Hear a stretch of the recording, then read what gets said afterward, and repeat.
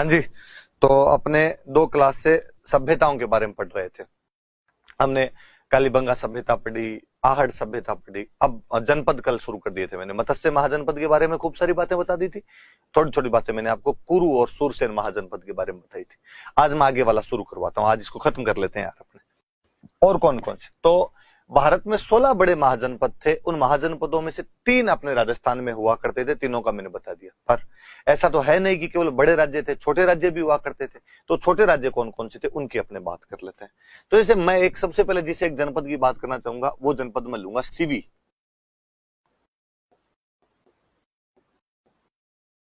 CV जनपद हुआ करता था। मुझे लगता है जब मैं सीवी जनपद नाम ले रहा हूं तो आपके दिमाग में सेकंड क्लास आ रही होगी कि सर आपने बताया था कि मेवाड़ के प्राचीन नाम मेदपाट, प्रागवाट और सीवी जनपद है।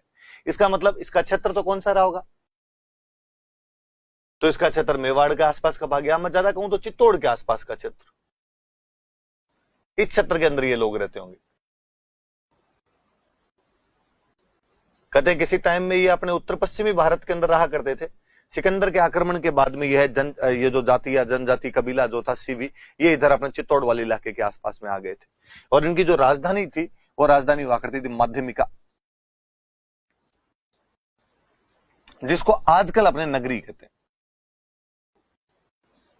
अब नाम इसका नगरी मिलता है, बाकी ये माध्यमिका थी। बहुत पुराना शहर है, खूब सारी जगह से इसकी जानकारी मिलती है माध्यमिका की। जैसे माध्यमिका की जानकारी आपको पाणिनि के अष्टाध्यायी से मिलती है। पाणिनि के अष्टाध्यायी में इसकी जानकारी है। बाद में पाणिनि के अष्टाध्यायी पे पतंजलि ने महाभाष्य लिखा था, उसमें भी इसकी जानकारी मिलती है। महाभारत से इसकी जानकारी मिलती है। जैनों का एक अभिलेख मिला है बरली, अजमेर में एक जगह पड़ती है, बरली अभिलेख मिला है कि निर्वाण संवत या वीर संवत का अभिलेख है। वीर निर्वाण संवत 84। कहते हैं कि भगवान महावीर के निर्वाण के बाद जिन्होंने एक अपना कैलेंडर शुरू किया था वीर निर्वाण संवत, तो महावीर के मृत्यु के 84 साल बाद में वीर निर्वाण संवत के 84वें साल में अजमेर के अंदर एक बरली अभिलेख मिला, जिसके बारे में हम कहते भी हैं कि हमारे राजस्थान का सबसे प्राचीन अभिलेख है। क्योंकि जैनों का अभिलेख है तो वो कहता है कि माध्यमिका जैनों का एक अंदर हुआ करता था। तो माध्यमिका तो वैसे भी याद रखना है कि खूब सारे सोर्सेज है जहां से हमें माध्यमिका का पता चलता है। 1920 के आसपास में डी.आर. भंडारकर थे, उन्होंने इसका उत्खनन किया था। तो डी.आर. भंडारकर इसका एक्सकेवेशन करता है। राजस्थान में अपने सबसे पहले किसी का एक्सकेवेशन हुआ था, तो एक्सकेवेशन इसी का होता है, माध्यमिका का। चीजों को पहले पता चल गया होगा किसी का, लेकिन एक्सकेवेटेड पहली जो साइट थी वो अपने माध्यमिका ही हुआ करती थी।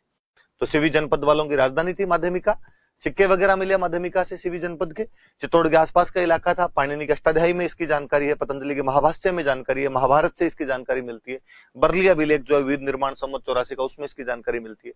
और बरली अभिलेख के बारे में तो मैं और बताना चाहूंगा कि आप यूट्यूब पे राजस्थान का अभिलेख का जो फर्स्ट पार्ट पढ़ा है, अभिलेखों की एक मैंने पूरी सीरीज यूट्यूब पे डाली थी, उसमें बरली अभिलेख के बारे में मैंने कई बातें और बताई है। मैं चाहूंगा कि आप वहां से वो देखें तो थोड़ी और चीजें वहां पर आपको समझ आ पाएगी। बाकी ये थोड़ी सी अपने ध्यान रख लेना माध्यमिका के बारे में कौन कौन सी बातें थी। मैं और बताना चाहूँ तो जिसको आज अपने अब तो इसको नगरी बोलने लग गए। मैंने आपको बताया था कि नगरी में खूब बड़े बड़े से पत्थर मिले हैं, और उन्हीं पत्थरों में से कुछ पत्थर जो है वो गोसुंडी के अंदर ले गए थे। गोसुंडी पास में पड़ता है, तो श्रृंगार कंवर वाली जो गोसुंडी वाली बावड़ी है, तो कहते हैं उसके जो पत्थर है वहां नगरी से ले जाके वहां पर लगाए गए थे। और गोसुंडी में जो अभिलेख मिला हमें, तो वो भी कहते हैं कि वो अभिलेख वाला भाटा पहले इधर था, नगरी के अंदर था, और फिर वहां पर लेके चले गए थे, जिसमें हमें भागवत धर्म की जानकारी वाली इन चीजें मिलती है। तो इसके पत्थर इधर उधर आसपास में और ले जाए गए थे। तो कहते हैं कि इसके जो पत्थर थे उनको ले जाके पास में एक जगह और हाथीबाड़ा नाम की जगह, वहां पर भी इसके पत्थर लगाए गए थे।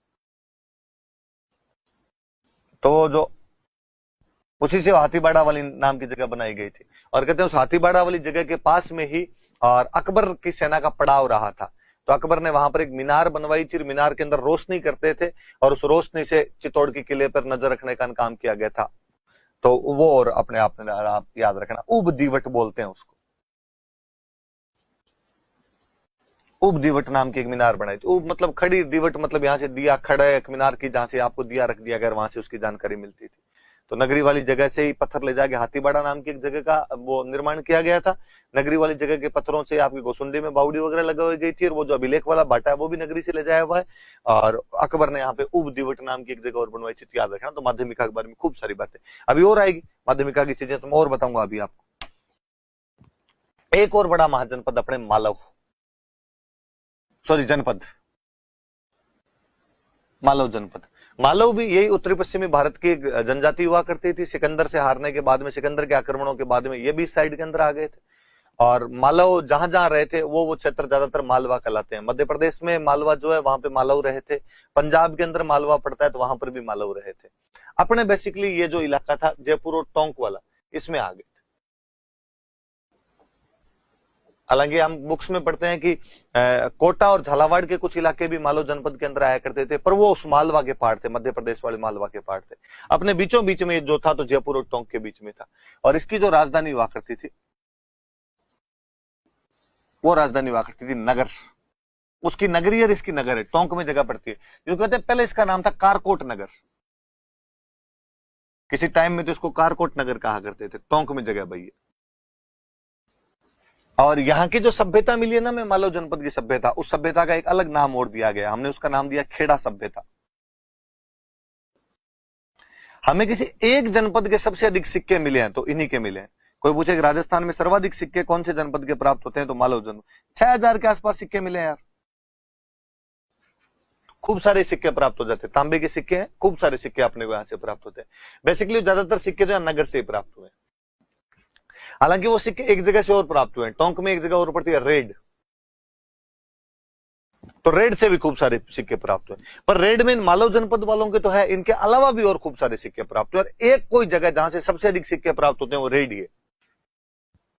सर्वाधिक सिक्के प्राप्त होते हैं, अलग अलग प्रकार के सिक्के, मालव जनपद के भी सिक्के, उनमें सर्वाधिक सिक्के प्राप्त हुए। इसका मतलब यह हुआ कि रेड के अंदर सिक्के बनाने का टकसाल रही होगी। इंग्लिश में बोलें तो मिंट। टकसाल मतलब जहां पे सिक्के ढाले जाते हैं। इसका मतलब यहां पे धातु का काम होगा बहुत अच्छा, कि धातु के काम, धातु का, मेटल का काम होता होगा तभी सिक्के बनेंगे। इसलिए रेड को अपने प्राचीन भारत का टाटा नगर कहते हैं, कि ये प्राचीन भारत का टाटा नगर है। कैलाशनाथ पुरी थे जिन्होंने रेड का उत्खनन किया था। केएन पुरी कह दो या कैलाशनाथ पुरी कह दो।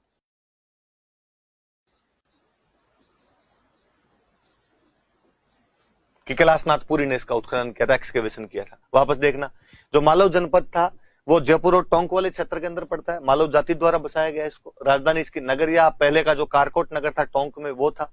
इसकी सभ्यता का एक नाम हमने खेड़ा सभ्यता भी दिया। किसी एक जनपद के सर्वाधिक सिक्के हमें मिले तो मालव जनपद के मिले। ये सिक्के अधिकतर तो इसकी जो राजधानी थी नगर से मिले, हालांकि कुछ सिक्के रेड से भी मिले।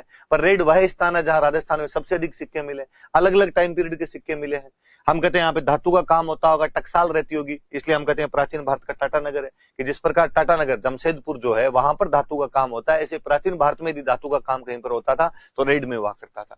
और इसका उत्खनन करने वाले कोई थे तो कैलाशनाथ पुरी थे। रेड भी टोंक के अंदर एक जगह पड़ती।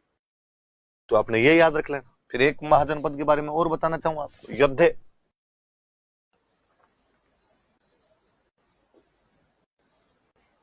योद्धे जनपद, यह भी उत्तर पश्चिम भारत की एक जाति थी। सिकंदर वाले आक्रमणों के बाद में अपने नीचे की तरफ उतर के आई थी, गंगानगर और हनुमानगढ़ वाले इलाके में।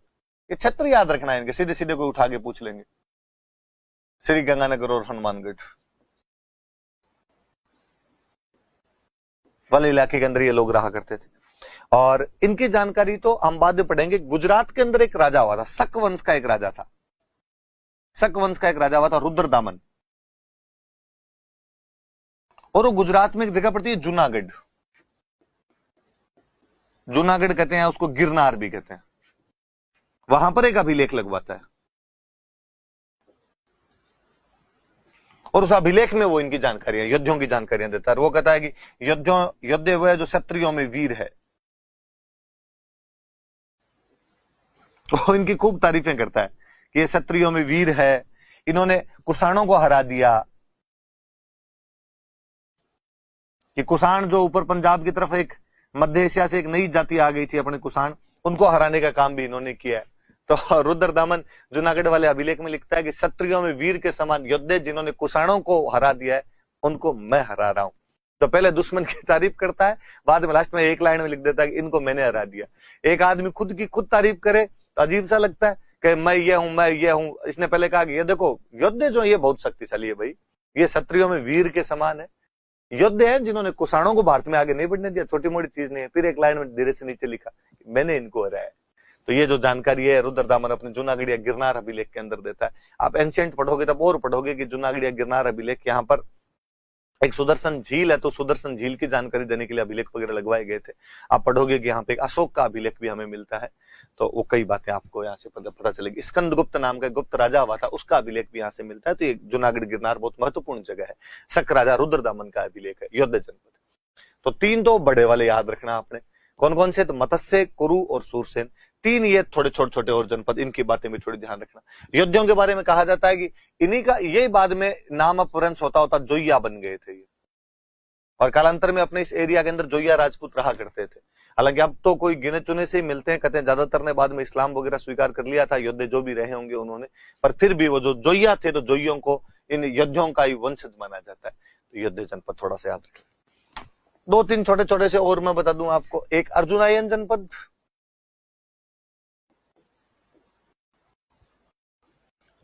एक आपके हो जाएगा ये कल सालवा में बता ही रहा था आपको, और एक जनपद को राजन ने।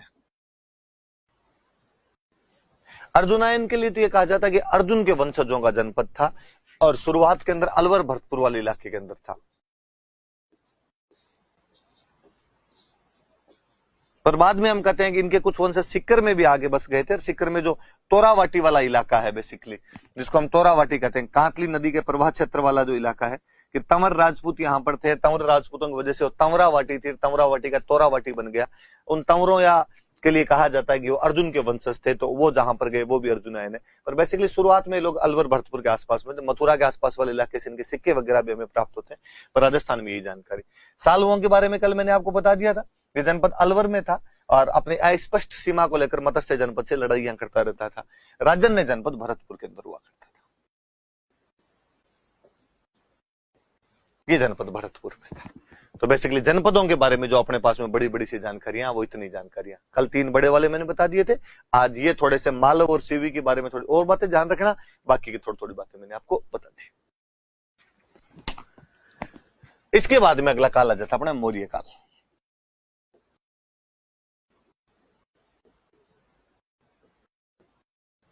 मौर्य काल का अपने को जो एक अभिलेख अपना, सॉरी अभिलेख क्या, एक जो मुख्य सेंटर प्राप्त होता है वो सेंटर है बेराट। अब जयपुर में जो पड़ता है, जिसको आज आप विराट नगर कहते हो, जयपुर के अंदर जगह है। इसकी देखो कुछ बातें तो मैं आपको बता चुका था। मत्स्य जनपद जब मैंने पढ़ाया तो विराटनगर राजधानी थी।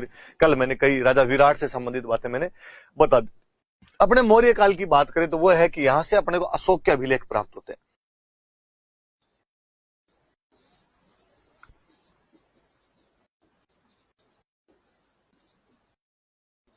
यहां से अशोक के अभिलेख प्राप्त हुए हैं अपने को।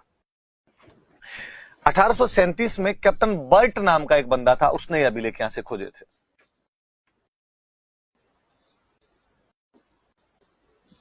कैप्टन बर्ट को ये अभिलेख मिले थे। कहते कैप्टन बर्ट एक मुख्य, दो अभिलेख है बेसिकली यहां पे, पर सबसे मुख्य एक अभिलेख है। दूसरे वाले में को ज्यादा जानकारियां नहीं है, एक में ज्यादा अच्छी जानकारी है। दो अभिलेख मिले, एक अभिलेख मिला बिजक की पहाड़ी से कैप्टन बर्ट को, दूसरा अभिलेख मिला वो मिला भीमसेन पहाड़ी से।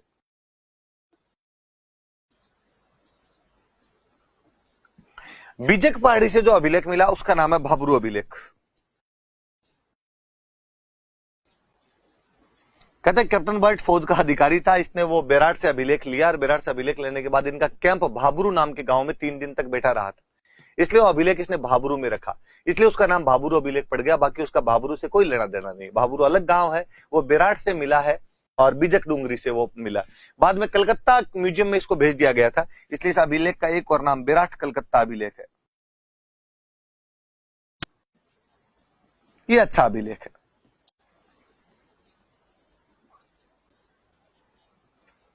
इधर भीमसेन वाली से भी एक बेराट अभिलेख मिला, इसमें तो कोई ज्यादा जानकारियां है नहीं, ये तो मत याद करना भले, इसको भी बेराट अभिलेख ही बोलते हैं। पर 2 अभिलेख मिले, इतना थोड़ा सा अपने को याद रहे। ये थोड़ा याद रखना कि बीजक पहाड़ी पे भाबरू अभिलेख किसको मिला, तो कैप्टन बर्ट को मिला। और कब मिला, तो 1837 के अंदर मिला। और इस अभिलेख के अंदर अशोक 2-3 बातें कहता है। एक तो अशोक इसके अंदर कहता है कि मैं मगध का राजा हूं, तो अशोक को इसमें मगध का राजा लिखा गया, क्यों घोषणा करता है कि मैं मगध का राजा हूं। इसी अभिलेख के अंदर अशोक लिखता है कि बुद्धम शरणम गच्छामि, संघम शरणम गच्छामि, धम्मम शरणम गच्छामि। बुद्ध की शरण में जाओ, संघ की शरण में जाओ, धम्म की शरण में जाओ। भगवान बुद्ध की जो कोचिंग थी उसका नाम ही संघ था। धम्म, अशोक ने एक कोड ऑफ कंडक्ट बनाया था, क्या करना चाहिए क्या नहीं करना चाहिए, उसकी जो आचार संहिता थी, नैतिक संहिता थी, उसको धम्म कहा जाता है। वो कहता है भगवान बुद्ध को फॉलो करो, मतलब बौद्ध धर्म को फॉलो करो, उनकी कोचिंग संघ को ज्वाइन कर लो, और धम्म जो मैं चला संगम शरणम गच्छामि वाली जो लाइनें हैं, ये आपको यहीं से प्राप्त होती है, इस बेराट वाले अभिलेख से प्राप्त होती है, जिसको हम भाबरू अभिलेख के नाम से जानते हैं, जो कि बीजक पहाड़ी पर 1837 में कैप्टन बर्ट को प्राप्त हुआ था। इसी अभिलेख के अंदर 7 बौद्ध ग्रंथों के नाम लिखे हुए, नाम तक बताए हुए। इसने बताया है कि साहब कौन कौन से नोट्स पढ़ने पड़ेंगे, तब जाके आपका सिलेक्शन होगा, वरना तो आपका सिलेक्शन नहीं होगा। तो 7 अभिलेख वहां से अपने को प्राप्त होते हैं। सॉरी, इस अभिलेख में 7 बौद्ध ग्रंथों के नाम प्राप्त होते हैं। तो सिलेबस और समझाया भाई ने कि क्या पढ़ना चाहिए, आपको क्या नहीं पढ़ना चाहिए।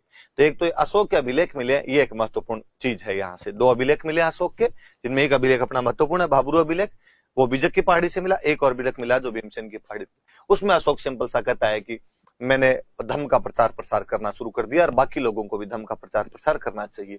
कब मैंने किया, क्या किया, वो सारे टाइम के बारे में बताता है। धम्म मतलब उसकी जो आचार संहिता है, तो धम्म के प्रचार प्रसार की जानकारी देता है। मैं फिर चाहूंगा कि आपको यदि टाइम मिले तो अभिलेख वाली सीरीज के अंदर इसके बारे में भी खूब बातें बताई हुई। हालांकि एग्जाम पॉइंट ऑफ व्यू से इतनी ही बातें, पर उस टाइम में जब यूट्यूब पे पढ़ा रहा था तो मैं खूब सारी बातें इधर उधर की दूसरी भी बता दी मैंने। आप चाहो तो वहां पर भी इन बेराट वाले अभिलेख के बारे में भी मैंने विस्तार से खूब सारी बातें बताई। किसी का ज्यादा इंटरेस्ट हो तो वो भी सुन लेना आपने भले। तो एक तो बेराट में अशोक वाले अभिलेख की सीधी सीधी सी ये बात, 2 बातें याद रखनी। मगध का राजा कहा गया, बुद्ध संघ और धम्म में अपनी निष्ठा व्यक्त करता है, 7 बौद्ध ग्रंथों की जानकारी देता है। अब जब ये 1837 में यहाँ पर मिला, तो आप यदि राजा महाराजा चेक करेंगे तो उस समय अपने राम सिंह सेकंड अपने यहाँ पे राजा हुआ करते थे जयपुर में। जयपुर के अंदर आता था, तो राम सिंह सेकंड ने कहा यार ये गोरे यहाँ से ठीक उखाड़ उखाड़ के लेके जा रहे हैं, अपने भी पता लगाओ कुछ मिलता है कि नहीं मिलता है। तो राम सिंह, जयपुर के राजा जो राम सिंह सेकंड थे, उन्होंने भी यहाँ पर उत्खनन करवाया था। उनके टाइम में यहाँ पर उत्खनन करवाया गया, और जब उत्खनन करवाया गया तो यहाँ पर एक सोने की छोटी सी संदूक मिली, स्वर्ण मंजूसा। मंजूसा मतलब संदूक, और उसके अंदर यू राख सी है, और ऐसा कहा जाता है कि शायद भगवान बुद्ध के अवशेष है, रेमनेंट्स ऑफ लॉर्ड बुद्धा। और ऐसा माना जाता है कि भगवान बुद्ध के मरने के बाद में उनके जो राख थी, उसके जो अवशेष थे, उनको अलग अलग स्थानों पर ले जाकर रखा गया था। अलग अलग स्थानों पर ले जाके स्तूपों के अंदर उसको वहां पे जमाया गया था, लोग उनकी पूजा किया करते थे। तो बेराट भी बौद्ध धर्म का एक मुख्य केंद्र था। इसीलिए अशोक जो अपना है वो यहाँ पर अभिलेख लगवा रहा है बौद्धों को इंप्रेस करने के लिए, और वो कहता देखो मैं भी आपके बुद्ध भगवान को कितना मानता हूं, और इसीलिए यहाँ पर स्तूप वगैरह रहा होगा जिसके अंदर भगवान बुद्ध के अवशेष रहे होंगे। ऐसी एक बात कही जाती है कि वो स्वर्ण मंजूसा यहाँ पर मिली थी। गौरव ने करवाया 1936 में। दयाराम साहनी अपने यहाँ पर उत्खनन करते हैं बाद में, जब सिंधुगढ़ सभ्यता की खोज हो गई थी, उसके बाद कहा भाई यहाँ और पता लगाया जाए, तो दयाराम साहनी ने यहाँ पर उत्खनन किया था। और ज्यादा चीज तो कोई मिली नहीं मिली, पर एक तो पहाड़ियां हैं, पहाड़ियों में कुछ ना कुछ लिखा हुआ है। जो वो जब आप लिखा हुआ देखोगे तो ऐसे लगेगा जैसे शंख जो होता है, शंख जो बजाया जाता है अपने, तो शंख की आकृति में लोग लिखा करते थे। तो यहां से शंख लिपि प्राप्त होती है। तो कोई आपसे सिंपल सा पूछेगा कि बेराट की लिपि को क्या कहा गया है, तो उसे शंख लिपि कहा गया। एक यहाँ के वो जो चट्टाने हैं उनके अंदर हमें खूब सारे चित्र मिले, सेल चित्र, रॉक पेंटिंग्स, खूब सारी रॉक पेंटिंग्स भी हमें यहाँ से प्राप्त होती है। तो बेराट के बारे में ये बातें भी याद रखना भाई। एक तो बेराट में अशोक वाले अभिलेख मिले हैं, 2 अभिलेख अपने को, एक तो बीजक पहाड़ी से, एक भीमसेन की पहाड़ी से, उसको भाबरू अभिलेख कहा जाता है। बेराट कलकत्ता अभिलेख भी कहा जाता है क्योंकि बाद में कलकत्ता भेज दिया था उसको। एक बेराट अभिलेख और है दूसरा, उसमें तो धम्म की बातें करता है। इधर वाले में वो कहता है कि बुद्ध, संघ और धम्म तीनों में मैं विश्वास रखता हूँ, और 7 बौद्ध ग्रंथों की जानकारी देता है, खुद को मगध का राजा बताता है वो। तो वो थोड़ी बातें याद रख लेना। और राम सिंह सेकंड ने उत्खनन करवाया, एक स्वर्ण मंजूसा मिली जिसमें शायद भगवान बुद्ध के अवशेष रहे हुए होंगे, 1936 में दयाराम साहनी ने उत्खनन किया था। यहाँ की जो लिपि है उसको संख लिपि कहा गया है। यहाँ की चट्टानों में हमें चित्र मिले तो रॉक पेंटिंग्स प्राप्त होती। यहाँ पर वो एक बंदा आके गया था, हवेनसांग, चीनी यात्री था हवेनसांग। तो हवेनसांग ने बेराट की यात्रा की थी।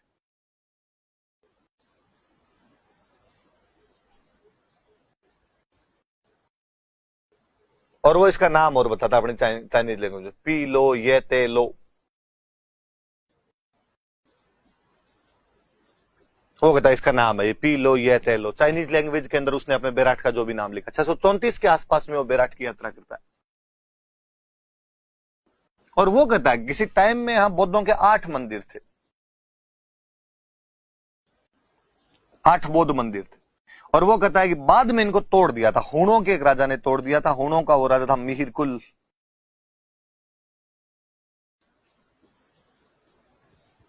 कि मिहिरकुल ने बाद में इनको तोड़ दिया था, ऐसा वो कह के गया। मिहिरकुल हुण था, हुण बौद्धों के शत्रु हुए, भगवान शिव के भक्त हुआ करते थे। तो हो सकता है मिहिरकुल ने ये कांड कर दिया, इसमें कोई बड़ी बात तो नहीं। तो ये हवेनसांग की भी थोड़ी सी जानकारी है। बेराट की यात्रा की थी 634 के आसपास में। पी लो ये ते लो अपनी चाइनीज लैंग्वेज के अंदर वो इसको लिखता है ऐसा। 8 बौद्ध मंदिरों की उपस्थिति बताता है यहाँ पर वो। और वो कहता है कि हुण राजा मिहिरकुल ने बाद में इनको तोड़ दिया था क्योंकि वो बौद्धों के शत्रु थे। मौर्य बेराट के बारे में तो लंबी बातें मिलती है अपने को कि बेराट के मौर्यों के टाइम से जानकारी मिलने लगती है। हवेनसांग बहुत बाद में आया था, हर्षवर्धन के शासनकाल में आया था। वहां तक की अपने को जानकारी बेराट से कुछ ना कुछ मिल जाती है। पर चूंकि हम तो अभी मौर्य काल पढ़ रहे हैं, तो मौर्य काल तो खत्म हो गया, कभी का कभी खत्म हो जाता है। 185 बीसी के आसपास ही मौर्य काल खत्म हो जाता है। पर मौर्यों के बारे में अपने राजस्थान में थोड़ी जानकारियां और मिलती है अपने को। जैसे तो मौर्यों के बारे में एक जानकारी यह है कि किसी चित्रांग मौर्य नाम के राजा ने अपने चित्तौड़ का किला बनवाया था। चित्रांग मौर्य ने चित्तौड़ किले का निर्माण करवाया था।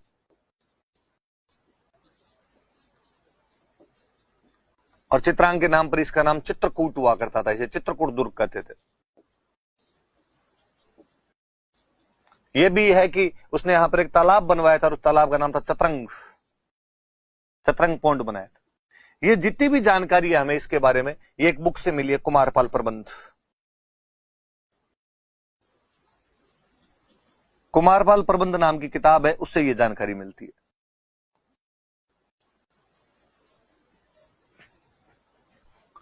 कुमारपाल प्रबंध के अनुसार चित्रांग मौर्य ने चित्तौड़ का किला बनाया था, इसे चित्रकूट दुर्ग कहा जाता है। और इसने चतरंग तालाब की वहां पर स्थापना की थी। हम जब हिस्ट्री पढ़ते हैं तो हम पढ़ते हैं कि बापा रावल ने मान मौर्य को हराकर यह किला जीता था यहां पर। इसका मतलब मौर्यों का कोई ना कोई लेना देना तो रहा होगा। तो उस मान मौर्य का एक अभिलेख मिला हमें, मानसरोवर, चित्तौड़ के पास में एक जगह पड़ती है, वहां से उसका एक मानसरोवर अभिलेख मिला, जेम्सटोड को मिला था। 713 ईस्वी का अभिलेख है। 4 राजाओं के नाम है इसमें, उसके पूर्वजों के नाम है महेश्वर, भीम, भोज और मान। और मान ने सरोवर बनाया इसलिए नाम है मानसरोवर। तो इसने अभिलेख लगवा दिया, इसने जब वो तालाब वहां पर बनवाया था अभिलेख लगवा दिया उसके पास में। और उसमें अपने 4 पूर्वजों के, अपने समेत 4 पूर्वजों के नाम लिख देता, महेश्वर, भीम, भोज और मान। जेम्स टोड को अभिलेख मिला था। टोड जब लंदन जा रहा था तो बीच में टूट गया था, तो समुद्र में फेंक के चला गया था इस अभिलेख को। पर हमें जानकारी वो अपनी किताब में देता है कि मेरे को ऐसा ऐसा एक अभिलेख मिला। अब 713 के अंदर यहां पर यदि मान था तो कोई बड़ी बात नहीं कि 734 में बापा रावल उसी को हराकर यहां पर कब्जा कर लेता है। तो ये भी एक सही बात है अपने आप। फिर मौर्यों का एक अभिलेख अपने को मिलता है कणसवा, शिव जी का मंदिर है, कणसवा शिवालय अभिलेख मिला है कोटा से।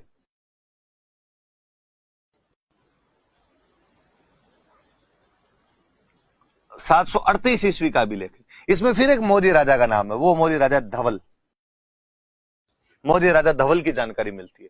और ये राजस्थान में मौर्यों के बारे में अंतिम जानकारी है। इसके बाद में हमें मौर्यों के बारे में कोई भी जानकारी राजस्थान के अंदर नहीं मिलती। तो ये भी थोड़ा सा याद रख लेना भाई कि कणसवासी वाले अभिलेख कब का है, तो 738 ईस्वी का। तो परवर्ती मौर्यों के बारे में, लेटर जो मौर्यास थे जो राजस्थान में रह गए थे, उनकी थोड़ी जानकारियां हैं। कुमारपाल प्रबंध कहती है कि चित्रांग मौर्य ने चित्तौड़ किला बनाया, इसे चित्रकूट दुर्ग कहा जाता है, और चित्रंग तालाब बनाया था। मानसरोवर अभिलेख 713 का कहता है कि राजा मान ने यहाँ पर मानसरोवर तालाब बनवाया था, जिसके 3 पूर्वज पहले महेश्वर, भीम और भोज के नाम मिलते हैं। जेम्सटोड को अभिलेख मिला था, लंदन जाते समय समुद्र में फेंक के चला गया था। 738 ईस्वी का कोटा में कणसवा शिवालय, शिवालय मतलब शिव जी के मंदिर का एक अभिलेख मिला है। इसमें मौर्यों के राजा धवल का नाम मिलता है, और ये राजस्थान में उनके बारे में अंतिम जानकारी। इसके बाद मौर्यों का कोई भी नाम लेवा अपने राजस्थान में नहीं था। तो एक बड़ा सेंटर तो बेराट, और फिर ये परवर्ती मौर्य लेटर मौर्यास जो थे उनके बारे में अपने को क्या क्या जानकारी। अब मौर्यों के बाद में क्या हो, मौर्योत्तर काल। मौर्योत्तर काल में अपने यहां पर कई वंश आ गए थे, इंडो ग्रीक आ गए थे, आपके शक आ गए थे, कुषाण आ गए थे, इधर अपने सुंग थे, कण्व थे, सातवाहन थे, साउथ इंडिया में चेर थे, चोल थे, पांड्य थे। अपने उत्तर पश्चिमी भारत ऊपर वाले इलाके में इंडो ग्रीक थे, शक थे और कुषाण थे। बीच वाला जो सेंट्रल इंडिया इसके अंदर सुंग थे, कण्व थे और सातवाहन थे। एक थेड साउथ के अंदर जाके अपने चेर, चोल और पांड्य हुआ करते थे। तो भारत खंडित था, तो किसी एक वंश का नाम ले नहीं सकते, तो आप कहते हो साहब मौर्यों के बाद वाली जितनी जानकारियां हो एक साथ ही ले लो यार हमसे, तो आप कहते हो मौर्योत्तर। तो वो जो इंडो ग्रीक जिनकी मैं बात कर रहा हूं, हिंद यूनानी राजा, ऐसा कहते हैं कि सिकंदर जब वापस गया था तो अपने कई सेनापति यहां बीच बीच में छोड़ के चला गया था। उन सेनापतियों में से कोई सेनापति इंडिया की तरफ बढ़ के आ गया था आगे, तो ग्रीक सेनापति इंडिया की तरफ आ गए, इसलिए उनको इंडो ग्रीक कहा जाता है। और ये जो इंडो ग्रीक राजा थे, इनमें एक राजा हुआ था मिनांडर, और मिनांडर ने अपने माध्यमिका पर आक्रमण किया था। माध्यमिका मतलब समझ जाओ, कोई नगरी, माध्यमिका पर आक्रमण कर दिया था 150 ईस्वी में। और यही जानकारी आपका पतंजलि का महाभाष्य देता है। शुरुआत में मैं बता रहा था कि भाई माध्यमिका की जानकारी कहां कहां से मिलती है, तो मैं आपको कह रहा था कि इसकी जानकारी हमें पाणिनि के अष्टाध्यायी से मिलती है, पतंजलि के महाभाष्य से मिलती है, महाभारत से मिलती है, और मैंने बताया कि बरली अभिलेख से मिलती है, जो वीर निर्वाण संवत 84 का अभिलेख है। वो पतंजलि का महाभाष्य ये कहता है कि साहब एक मल्लेच्छ, अपने बाहर से जो भी आता उनको मल्लेच्छ कहते थे, मल्लेच्छ ने आक्रमण कर दिया और वो माध्यमिका, साकेत और पाटलिपुत्रा तक पहुंच गए। साकेत का मतलब था अयोध्या, माध्यमिका मतलब अपने चित्तौड़ नगरी, और पाटलिपुत्रा मतलब पटना। तो मिनांडर के आक्रमणों की जानकारी देता है। तो ये याद रखना कि इंडो ग्रीक राजा मिनांडर ने अपने माध्यमिका पर आक्रमण किया था इस काल में। इस मिनांडर के 16 सिक्के हमें बेराट से प्राप्त होते हैं। तो मतलब इसका राज वगैरह रहा होगा, इसलिए सिक्के वगैरह चलो। वैसे तो इंडो ग्रीक के टोटल 28 सिक्के मिले हमें वहां से, पर उनमें से 16 जो रहे होंगे वो मिनांडर के रहे होंगे। तो अपने ये याद रखना। मुझे याद है एक बार ये किसी एग्जाम के अंदर अपने क्वेश्चन पूछा हुआ था, तो थोड़ा सा इसके बारे में ध्यान रख लेना। भरतपुर में एक जगह पड़ती है नोहे, नोहे नाम की एक जगह भरतपुर में। यहां से सुंगों के टाइम की, सुंगकालीन एक मूर्ति मिली है। यक्ष ऋषि हुआ करते थे पहले, उनको यक्ष बोला करते थे। तो एक यक्ष की मूर्ति मिली है, हमने उसका लोकल भाषा में नाम दिया जाख बाबा। तो कोई पूछेगा आपको कि जाख बाबा की मूर्ति कहां से प्राप्त होती है, तो नोहे से प्राप्त होती है। वास्तव में यक्ष की मूर्ति है। आप जब मौर्य काल, मौर्योत्तर काल पढ़ोगे तो आप पढ़ोगे कि खूब सारी यक्ष, यक्षिणी की मूर्तियां हमें प्राप्त होती है। हमने लोकल भाषा में उनका नाम जाख बना दिया। ये यक्ष से यक हुआ, यक से जक हुआ, जक से जक हुआ, और जक से आपका जाख हो गया। मैंने कभी बताया होगा किसी क्लास में, या मैं आगे कभी बता दूंगा आपको कि शिमला के पास में तो बाकायदा एक गांव है जाखू, और जाखू गांव में हनुमान जी का एक बहुत बड़ा मंदिर बना हुआ है। मैं एक बार उस गांव के अंदर गया था, उस मंदिर को देखने के लिए हम शिमला गए हुए थे, तब गए थे। ऐसा कहा जाता है कि हनुमान जी जब संजीवनी बूटी लेने के लिए जा रहे थे, तब वहां पर बीच में उन्होंने स्टे किया था, और एक यक्ष था। उस यक्ष से उन्होंने पूछा था कि संजीवनी बूटी कौन से पहाड़ पर मिलेगी, उस यक्ष ने बताया था, तब वहां पे बालाजी गए थे। हालांकि उनको पता नहीं चला संजीवनी बूटी कौन सी है, तो डोकरा पूरा पहाड़ी उठा के ले गया था वहां से। तो वहां उस बोर्ड का जो मंदिर का जो बोर्ड लगा था उसमें लिखा हुआ था यहाँ पे एक यक्ष रहता था। उस यक्ष को हमारी भाषा में यक बोलने लग गए, यक से वो जक हो गया, जक से वो जक हो गया, जक से वो जाक हो गया, इसलिए हम उसको जाक बाबा कहते हैं। जाक बाबा की वजह से हमारे गांव का नाम जाखू है। तब मुझे लगा कि हाँ यार, अपने नोह वालों को भी अपने जाक बाबा ही कहते हैं, तो नोह वाला ध्यान रखना। तो एक नोह है सेंटर, इसी टाइम का अपने को ये सेंटर मिला। इसी टाइम का एक सेंटर अपने को मिलता है रंग महल। हनुमानगढ़ जिले के अंदर रंग महल नाम की जगह, जिसका उत्खनन करने के लिए स्वीडन से एक डॉक्टर आई थी, डॉक्टर हन्ना रीड, स्वीडन की एक डॉक्टर थी, और इसने इसका उत्खनन किया था।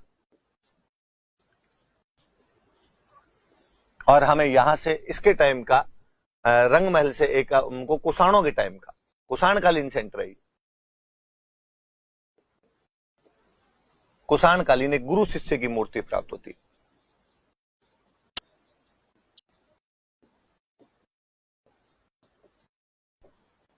गुरु शिष्य की मूर्ति यहां से प्राप्त होती थी। ये थोड़ा सा एक याद रख लेना कि रंग महल का उत्खनन किसने किया, डॉक्टर हन्ना रीड ने किया था। हनुमानगढ़ जिले में एक जगह पड़ती है, और कुषाणकालीन गुरु शिष्य की मूर्ति प्राप्त होती है। नोहे से सुंगकालीन है, यक्ष की मूर्ति है, यहाँ से कुषाण कालीन है और गुरु शिष्य की मूर्ति है। बस मौर्योत्तर काल में 3 ही जानकारियां अपने पास, और कोई जानकारी नहीं। याद रख लेना 3 जानकारियां कौन कौन सी आपके। एक जानकारी तो कौन सी है, तो एक जानकारी तो अपने पास में यह है कि आपके वो सब कौन सा ये मौर्योत्तर काल मिनांडर ने अटैक कर दिया था माध्यमिका पे। एक नोहे से हमें सुंगकालीन मूर्ति मिली है और एक रंगमहल से हमें कुषाणकालीन मूर्ति मिली है। इसके बाद आगे गुप्त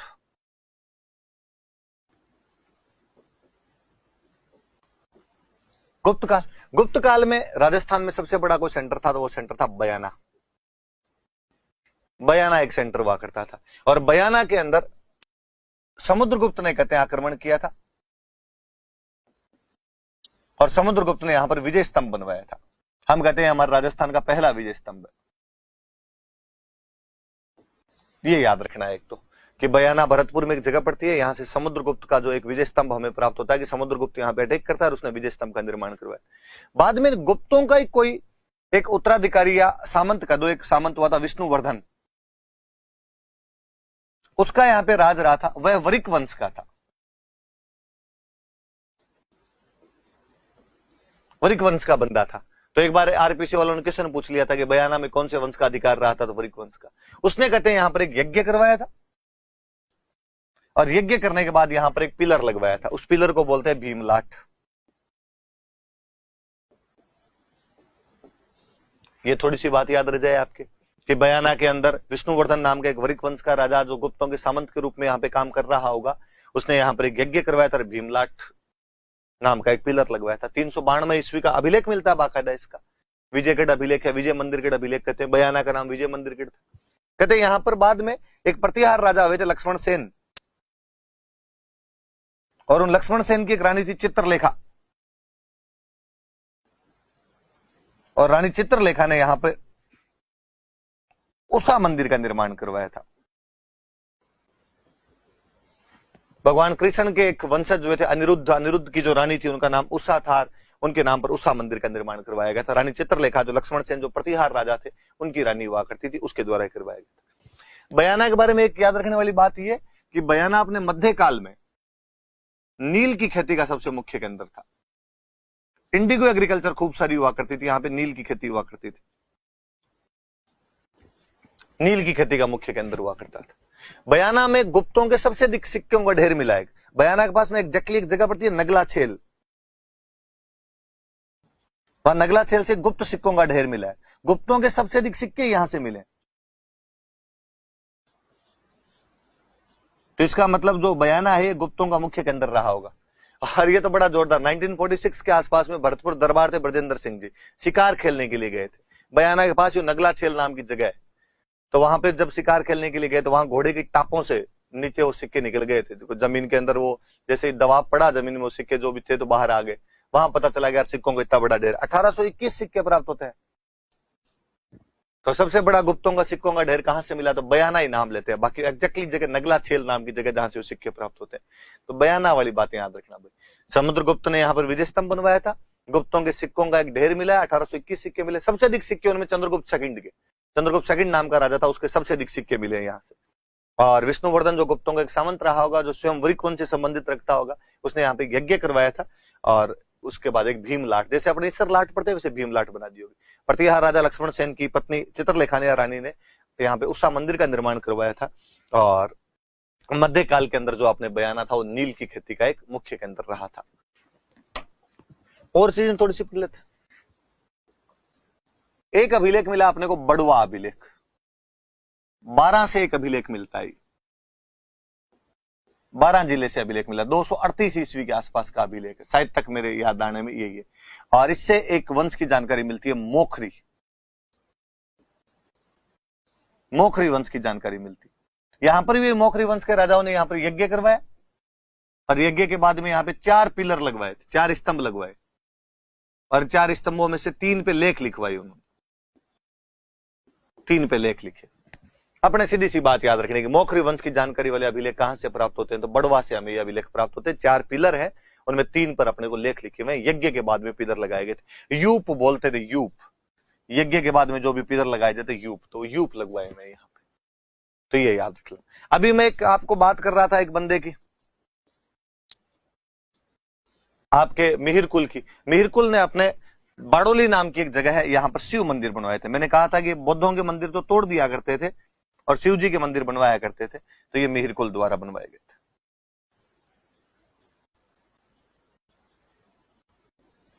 गुप्तों के लास्ट टाइम में जाके खून आने शुरू हो गए थे, तो उनके टाइम की बात है, तो ये भी याद रख लेना आपने।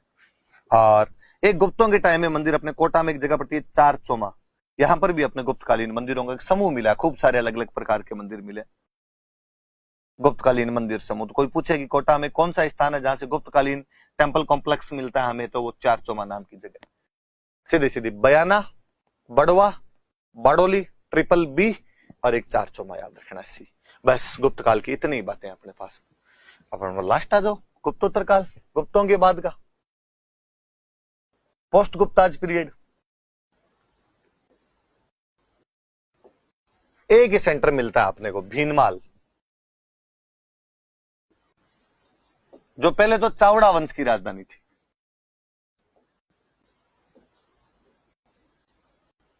चावड़ा राजपूत हुआ करते थे, उनकी राजधानी थी। चावड़ा कहते हैं, या इन चावड़ों को चाप कहते हैं, या इनको चापोतकट कहते हैं। कई जगह से इनकी जानकारी भी मिल जाती है, जैसे एक तो बसंतगढ़ वाला अभिलेख जो पहली क्लास में हम बात करते हैं, उस बसंतगढ़ वाले अभिलेख के अंदर ऐसी बातें हैं कि चावड़ों का एक राजा था वरमलात, और वरमलात का एक सामंत था राजिल, और वह अर्बुद देश का स्वामी है।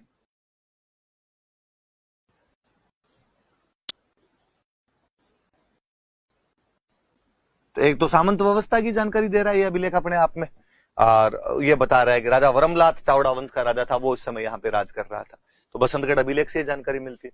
फिर भीनमाल के दो बड़े विद्वान हुए अपने, एक वे कवि माघ, वो भी इन्हीं चावड़ों के टाइम के थे, जिन्होंने एक किताब लिखी है संस्कृत की, बहुत शानदार बुक है, शिशुपाल वध, भगवान कृष्ण ने किस प्रकार शिशुपाल को मारा था। और इसके अंदर कवि माघ भी लिखते हैं कि मेरे दादाजी का नाम है सुप्रभदेव, और मेरे जो दादाजी है सुप्रभदेव जो है, ये वरमलात के मुख्यमंत्री है। वो एग्जैक्टली शब्द का इस्तेमाल करते हैं कि सर्वाधिकारी है, मुख्यमंत्री को बोलते थे कि मेरे जो दादाजी है सुप्रभदेव और राजा वरमलात के सर्वाधिकारी। इसका मतलब जो कवि माघ है वो भी कहीं ना कहीं वरमलात की जानकारी देते। फिर एक वे ब्रह्मगुप्त, हम जिनको कहते हैं कि न्यूटन से बहुत पहले इन्होंने गुरुत्वाकर्षण की खोज कर ली थी, हम इनको भारत का न्यूटन कहते हैं। दो शानदार किताबें लिखी इन्होंने, एक किताब का नाम है ब्रह्म स्फुट सिद्धांत,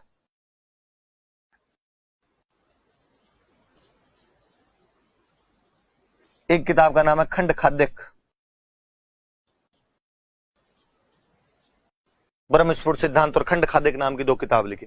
ब्रह्मस्फुट सिद्धांत के अंदर वो लिखते हैं कि यहां पर एक राजा है, उसका नाम है व्याघ्रमुख, और वो चाप वंश का राजा है। और ये बसंतगढ़ वाले अभिलेख के 3 साल बाद का वो जानकारी है ये अपने आप में। इसका मतलब वरमलात के जस्ट बाद में वहां पर कोई राजा बना होगा, तो कौन बना होगा? व्याघ्रमुख। तो चावड़ों के बारे में अपने को जानकारी भी मिलती। तो मुझे याद एक बार ये भी क्वेश्चन था कि भीनमाल में कौन से वंश का शासन रहा था, तो चावड़ा वंश का शासन रहा था यहाँ पे। चावड़ों से बाद में भीनमाल को छीन लिया था गुर्जर प्रतिहारों ने, तो ये बाद में गुर्जर प्रतिहारों की राजधानी भी रहा था। कहते गुर्जर प्रतिहार भी यहां पर रहे थे, तो उनकी भी राजधानी। फिर आपका वही अवेनसांग, वो इधर भी चक्कर काट के गया था, विराट की भी यात्रा की थी, उसने भीनमाल की भी यात्रा की थी। और भीनमाल का वो नाम देता है पीलो मोलो, उसका पीलो ये तेलो, इसका देता हो पीलो मोलो। चाइनीज भाषा में जैसे ही नाम होंगे भाई, तो उसने इधर भी यात्रा की थी। तो भीनमाल के बारे में थोड़ी बातें याद रखना कि भीनमाल चावड़ा वंश की राजधानी थी। इसे चाप वंश, चापोतकट वंश भी कहा जाता है, जिनकी जानकारी हमें बसंतगढ़ अभिलेख से मिलती है, जिसके अनुसार राजा वरमलात के सामंत राजिल को अर्बुद देश मतलब आबू का स्वामी घोषित किया गया था, जो एक तरीके से सामंत व्यवस्था की जानकारी देता है। राजस्थानी आदित्य शब्द भी हमें सबसे पहले इसी के अंदर मिलता है, और चावड़ा वंश की जानकारी मिलती है। कवि माघ जो यहीं के रहने वाले थे, शिशुपाल वध के अंदर लिखते हैं, जब अपनी जानकारी देते हैं कि मेरे दादाजी जो थे सुप्रभदेव वो राजा वरमलात के सर्वाधिकारी थे। और इस अभिलेख के 3 साल बाद ब्रह्मगुप्त ने अपने ब्रह्मस्फुट सिद्धांत लिखी, जिसमें वो यहाँ पे चाप वंश के राजा व्याघ्रमुख का उल्लेख करते हैं। और जो ब्रह्मगुप्त थे उनको हम भारत का न्यूटन कहते हैं। इनकी एक और किताब, उस किताब का नाम है खंड खाद्यक, और ये बाद में गुर्जर प्रतिहारों की राजधानी बन गई थी। हवेनसांग इधर भी यात्रा करता है और हवेनसांग ने इसको पीलो मोलो कहा है। यह हो गया अपने गुप्तोत्तर काल की ज्यादातर जो जानकारियां हैं, ये एक ही जानकारी थी अपने पास। अब बड़े बड़े सेंटर तो ये हो गए, थोड़े कुछ सेंटर बीच बीच में से और रह गए, मैं उनकी जानकारी दे देता हूं। जैसे एक सेंटर है अपने गणेश्वर, गणेश्वर सीकर जिले में, कांतली नदी के किनारे। आरसी अग्रवाल सर ने इसका उत्खनन किया, तांबा मिला, खूब सारा तांबा मिला, खूब सारा। हम तो कहते हैं वास्तव में हड़प्पा को तांबा इधर से जा रहा था, पास में खेतड़ी, तांबा मिलना ही है वहां से, तो यहां से कालीबंगा जाता, कालीबंगा से आगे हड़प्पा वालों को भेजा करते थे। और सबसे पुराने तांबे के उदाहरण अपने यहीं से मिलते हैं। तो हम कहते हैं ताम्र युगीन सभ्यताओं की जननी है, कि मदर ऑफ कॉपर सिविलाइजेशन कोई है तो गणेश्वर है, ताम्र युगीन सभ्यताओं की जननी। ये याद रखनी है एक बात। फिर ये सीकर में, फिर एक जगह अपने को मिली है सुनारी, ये वही झुंझुनू में है ये जगह, सेम कांतली नदी के किनारे। कांतली इन दो में बती है, ज्योग्राफी वाले सर और अच्छे से पढ़ाएंगे आपको। और यहां पे लोहे भट्टियों के प्राचीनतम अवशेष है, उधर तांबे के, इधर लोहे के, बस ये याद रखना है। लोहे भट्टियों के प्राचीनतम अवशेष, वो तांबे के प्राचीनतम अवशेष है, यहां से लोहे के। और ये तो कहते हैं कि लगभग वैदिक काल के आसपास की बस्ती थी, वैदिक बस्ती बताते हैं इसको, कि वैदिक बस्ती रही होगी यहां पे। फिर इसके बाद में और कोई जगह, एक जगह है ईसवाल, उदयपुर में, लोहे का काम यहां से मिला। और इसके बारे में तो कहा जाता है कि एक इंडस्ट्रियल सिटी थी, औद्योगिक नगरी थी एक।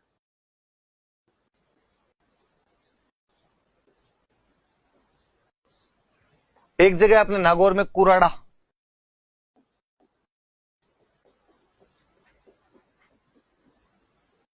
कुराड़ा नाम की जगह नागौर से, और इस कुराड़ा में औजार बनते थे खेती के खूब सारे, इसलिए इसको औजारों की नगरी कहा जाता है। और आगे जब मैं हस्तकला पढ़ाऊंगा तब मैं और बताऊंगा कि आज भी खेती के औजार सबसे अच्छे यदि कहीं पर मिलते हैं तो नागौर के अंदर है। इसका मतलब ये लगातार बनते आ रहे हैं, पहले भी यहाँ के लोग अच्छे औजार बनाते थे, अब भी वो यहाँ के लोग हैं जो अच्छे औजार बना लेते हैं। तो कुराड़ा नागौर को औजारों की नगरी कहा जाता है।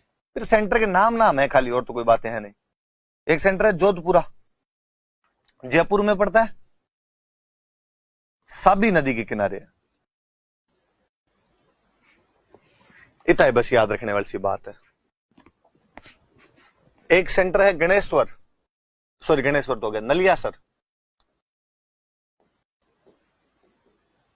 ये भी सांबर के पास में जयपुर में। सेंटर के नाम को सीधा पूछ ले। एक हड़प्पा कालीन एक ही मिला है बरोर, श्री गंगानगर में। बस नाम याद रखना, कोई प्रीलिम्स में पूछ लेगा। हड़प्पा के अवशेष मिले हैं, मतलब हड़प्पा कालीन सभ्यता के अवशेष है ना, हड़प्पा का कहने का मतलब। एक सेंटर है जालोर में एलाना,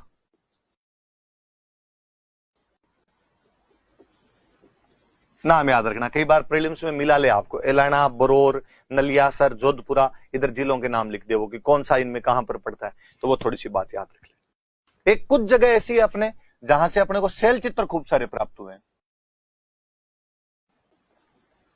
बेसिकली तो ये एक तो कोटा के अंदर चंबल नदी के आसपास वाले इलाके में, और एक बूंदी में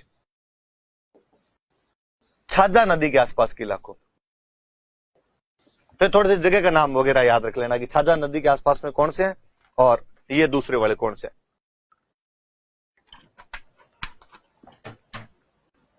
सिंपल कोई मेंस में भी कई बार पूछ ले कि भाई शैल चित्र कहां कहां से मिले, तो कोटा में शैल चित्र अपने को मिलते हैं रावत भाटा, आलनिया और कन्यादह। मतलब चंबल के आसपास वाले इलाकों में इन्हीं जगह से अपने को मिले, रावत भाटा, आलनिया और कन्यादह में, चंबल नदी के आसपास में। इधर बूंदी से एक जगह मिलती है अपने को गड़दड़ा, सिंपल कोई गरदड़ा से क्या मिले, शैल चित्र प्राप्त हुए। रावत भटा आलनिया कन्यादय से क्या मिले, शैल चित्र प्राप्त हुए। विराटनगर मैंने बता दिया शैल चित्र वाला। एक दो जगह आपकी अलवर में हरसोरा और डडीकर, ये अलवर की दो जगह जहां से अपने को शैल चित्र प्राप्त होते हैं। और एक जहां तक मेरे को याद आता सिक्कर में एक जगह पड़ती है सोहनपुरा। इनमें से एक बार क्वेश्चन पूछा हुआ है भाई, तो थोड़ा याद रख लेना।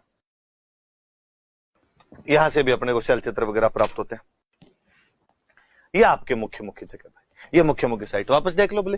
ये दो तीन तो नाम है, कुछ शैल चित्र कहां कहां से है। तो कोटा में चंबल नदी वाले क्षेत्र में, बूंदी में छजा नदी वाले क्षेत्र में, और ये रावत भटा आलनिया और कन्यादय। कन्यादय साइड तक जहां तक चेक करना 12 होना चाहिए। मेरे कोटा पता नहीं क्यों याद आ रहा है। रावत भटा और आलनिया तो कोटा में ही है। गरदड़ा बूंदी के अंदर जगह पड़ती है। हरसोरा डडीकर अलवर के अंदर है। सोहनपुरा अलवर में, सॉरी सोहनपुरा सिक्कर में, मैं गलत लिख गया, ये सिक्कर में।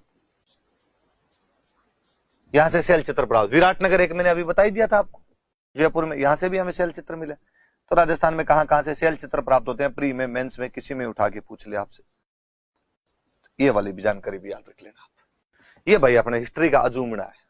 हिस्ट्री यहां पर खत्म होती है। हिस्ट्री का अपने कोई टॉपिक नहीं बचा। हमने प्राचीन पढ़ ली, हमने मध्य पढ़ ली, हमने आधुनिक पढ़ ली। अब हम जो भी शुरू करेंगे वो टोटल चीजें कल्चर के अंदर पढ़ेंगे। Thank you.